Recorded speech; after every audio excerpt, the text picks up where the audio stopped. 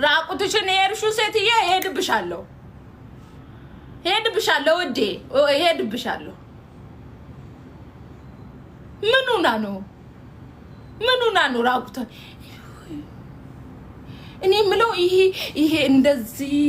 ያመጣሽው እንደዚህ ግልጥ አይልም እንዴ ወይስ በፕላስቲክ አስይዘሽው ነው ውዴ አይልም እንደዚህ አይልም ለጥፈሽው ነው እንዴ እኮ ያው ግራ ገብቶኝ ነው እናቴ ደግሞ 3 ሚሊዮን ብር አልችልም ብሎ ቅጠል አረጋችሁት እኮ ኢትዮጵያ ብር